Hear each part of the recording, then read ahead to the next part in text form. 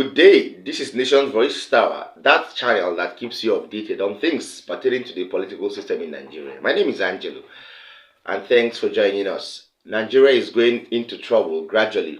Nigeria under Bola Ahmed Tinubu is on fire right now because what I am trying to say will shock you. I don't know when we got to this place. How did we get here? How? Alright, this is the main point. Nigerian legislatures under Bola Ahmed Tinubu are planning, if not even coming close to, signing the LGBT law. They are trying to sign it into law. You know what LGBT means?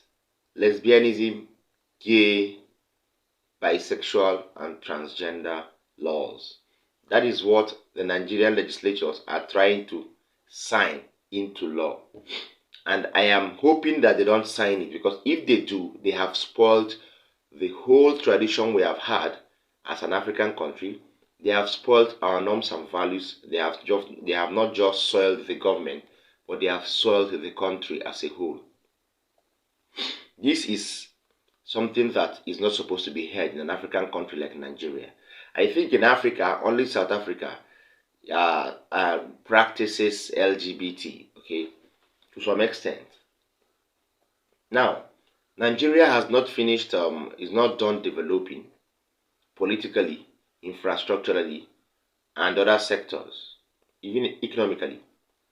And here we are at the verge of signing the LGBT law. How does it help us? So we want to legalize gay marriage, lesbianism, transgender, and bisexuality. How? How did we get here anyways? Who does that? This is going to cause real issues to the Nigerian political system and to Nigerians as a whole. So you want to tell us that while you're going in the streets, you will see lesbians, gay, and all that? Well, a coalition of civil society organizations, CSOs, has warned the federal government and heads of African, Caribbean, and Pacific states ACP against signing the European Union and Africa, Caribbean, and Pacific countries partnership agreement. Because if they sign this agreement, they would end up signing for the LGBT law.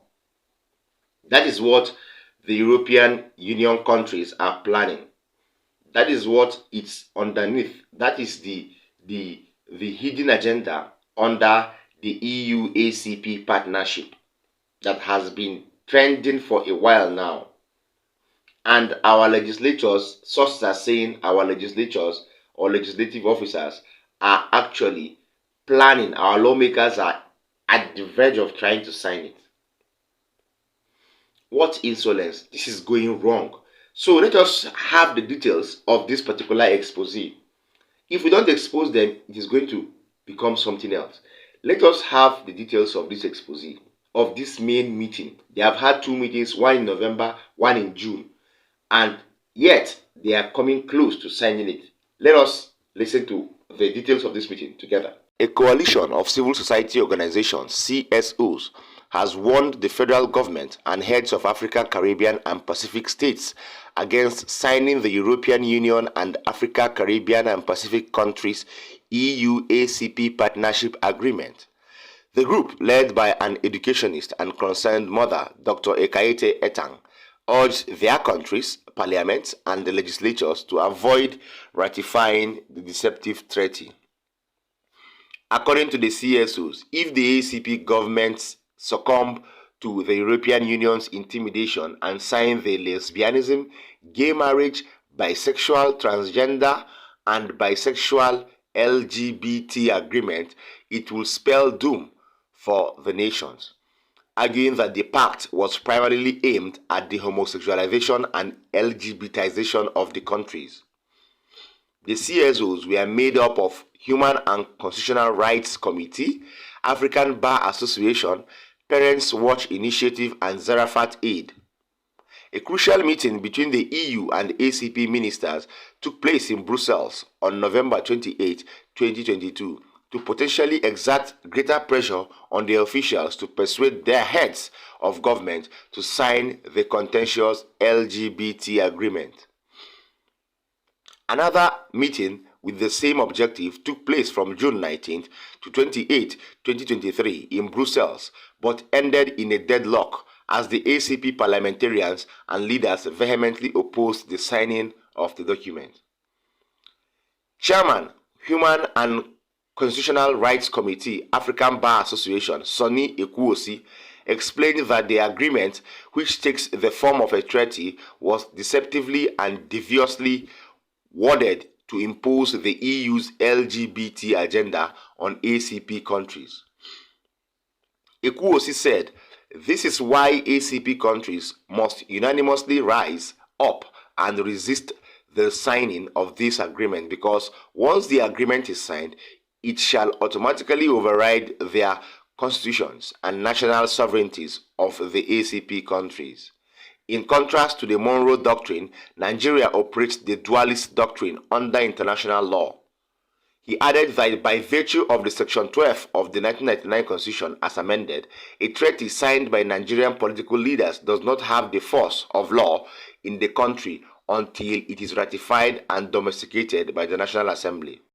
He, however, said the LGBT agreement was craftily worded that once signed by Nigeria and the ACP countries, the agreement automatically supersedes their respective domestic laws and establishes LGBT as their new law. The lawyer recalled that President Joe Biden of the United States had claimed that LGBT rights were universal international law, but reaffirmed that LGBT practices are illegal in Nigeria and likely in all African countries except South Africa. Well, you've heard it there, and you have had first-hand information. You now know how it's going, right? You now know what we are into now. You now know why I was shouting during the beginning of the video. Nigeria is doomed. If we allow this to happen, Nigeria is doomed. And that is going to be wrong. Very, very wrong. We're going to end up, I don't know, but we'll end up where we don't know. Because this will go further to dent the political, the little respect our political system has outside Nigeria. All of a sudden, we may even have a president that believes in these rights. We may have a president that is married to a man, and he comes out to vie for presidency, something unheard of, something that is against the religions of Nigeria as a country, something against the norms and values of our country is trying to be passed to law under Bola Ahmed Tinubu. And we are folding our arms. Well, I will quote Rotimi Amechi, Nigerians don't react to anything. That's the most useful statement I found this year. Nigerians don't react to anything. Yes, so that is that. Second video, I have National Security Advisor Nuhu Ribadu calling on Nigerians in a press conference to ask questions about the way the former administration of President Muhammadu Buhari handled security. Well, he is just trying to compare security in the times of Buhari as president and security this time around. You have not gone anywhere, Nuhu Ribadu. Stop recounting missions. Please, stay tuned for Nuhu Ribadu. By 1st June 2023, of course, when we took over the country, we had 4 active security challenges, serious ones. Even one alone will undermine a very physical and continuous management of a country. We had the Boko Haram and Islamic insurgency, which for about 15 years or so now ongoing. We have had the Niger Delta, we do have the Niger Delta for over 30 years of insecurity. In fact, the banditry and the kidnapping, especially within the area of northern Nigeria, north central, northwest, and so on. And also, unfortunately, what is still a little bit going on with the southeast. These four massive problems, massive, each one is capable of really bringing us to our own needs. All of them very active. At the time when we took over, well, probably like last year, average we used to record minimum of 1,200 or more violent death as a result of criminal activities, banditry, terrorists, those who undermine the state and make life difficult for our own people. Yes, yes. And we went to work. We did. The time we took over, the production crude oil, which is like what is an indication of things happening, was just about 1.1 million to 1.2. And often, how you know whether things are working or not, how many cargoes are you exporting? How many cargoes of crude oil? This is what tells you the story. We had less than 20 a month. We worked quietly. Today, crude oil production is over 1.7 million barrels a day. Yes. Export of crude cargo is over 26, 27. And at a point, there was a time that we witnessed 3 weeks continuous without one incident of violence in the Niger Delta. This is the first time since 1993. Yes. But we don't talk. You talked about the banditry in the north. I just gave you a little bit of hint. I said, now you can drive from Kaduna to Abuja at night. Could you do that last year? No, dare you not.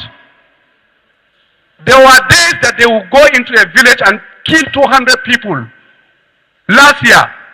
Okay, that was Nuhu Ribadu urging Nigerians to call or to ask questions or to probe the security handling or the handling of this security by the formal government of President Muhammadu Buhari.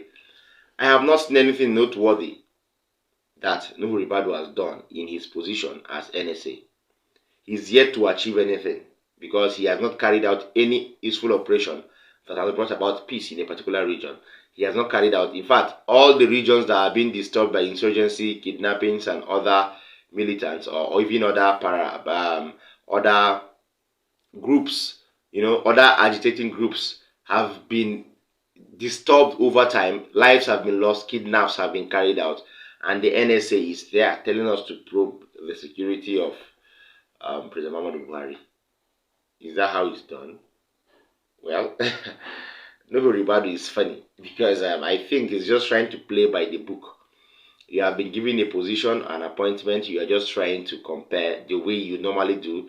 They will compare the formal government, the new administration, and trying to give you insights. But we would hold you accountable. We can't hold the past government accountable because the past government has gone.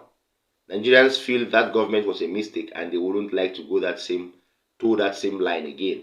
Hence the reason why all Nigerians detested the emergence of Bola Ahmed Tinubu. But you forced him on us and forced yourself as NSA on us. And we can't continue like this. I just hope Nigerians do the right thing very, very soon. Social Democratic Party presidential candidate in the 2023 general elections, one Mr. Adewole Adebayo, has cried out over the appointments of Bola Ahmed Tinubu and the mode and style of appointment. He opined that in recent appointments, Bola Ahmed Tinubu has appointed people who have shown history of desperation for power and authority, who have not shown any history of love and passion to serve the people over time. According to Mr. Adewole, these same people are being asked to adjudicate elections for others. Somebody who is desperate for power, adjudicate election for others? No, it's not done like that. These things are glaring and should not be, allowed to happen in the political system of Nigeria.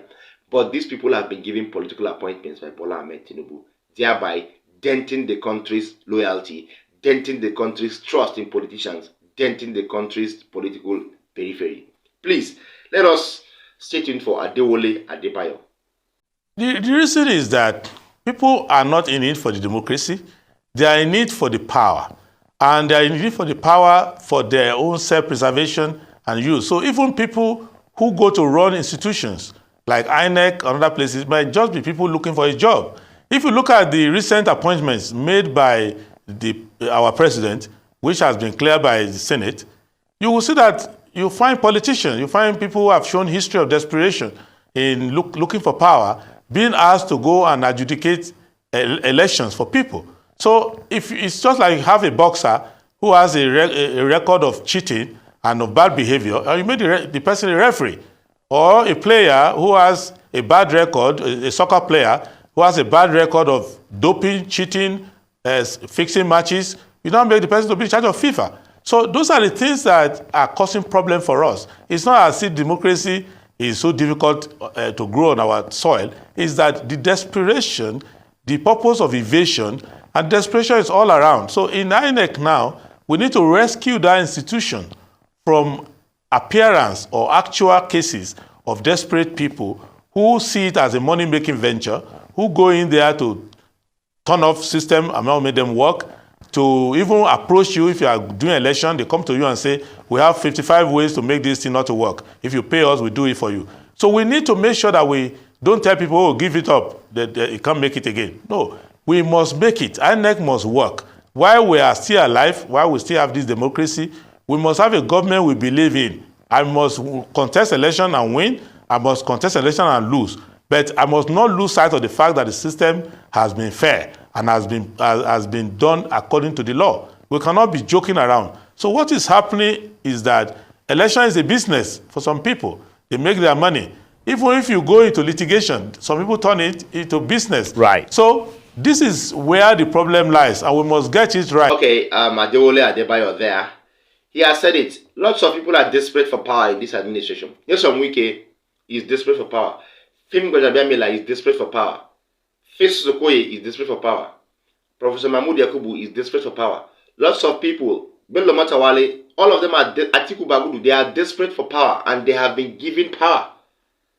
They have been given power to hold, and they have still been given the right to adjudicate elections for people. So why will you say so? Why would you even be of the opinion that these people should be given appointments? While you know what they are capable of doing, now they have shown it glaringly that they are actually hungry for power. These are people who just came out of freshly held appointments in their various states or national level, and we are here giving them appointments again. Is that how it's done? Don't you test fresh people? That is why I will continue to say that Nigeria might go into extinction after the first 4 years of Bola Ahmed Tinubu. But people are doubting it. Don't doubt it, because with the way things are going, the LGBT law coming closer to be signed, this one giving people who are desperate for power, people like Nuhu Ribadu, people like Nyesom Wike, people like Bayo Onanuga. No, this is very, very wrong. This is wrong. People like Dele Henry Alake, people like Abdullahi Umaru Ganduje, you are giving them power to hold, and you are expecting deliverance. People like Dave Umahi, people like George Akume, you are giving them. Well, I hope that over time we wouldn't be crying for a country that is on its way to extinction. Thank you so much for staying this far. Please like our videos, share them. Don't forget to drop a comment for us in the comment section. Please drop those comments. Please drop those comments, because if you don't drop those comments, YouTube would not find us worthy for filling their, their regulations. And finally, watch till the end and make sure you tap the subscribe button if you have not done so, and tap the notification bell too if you have not done so. See you next time. Bye.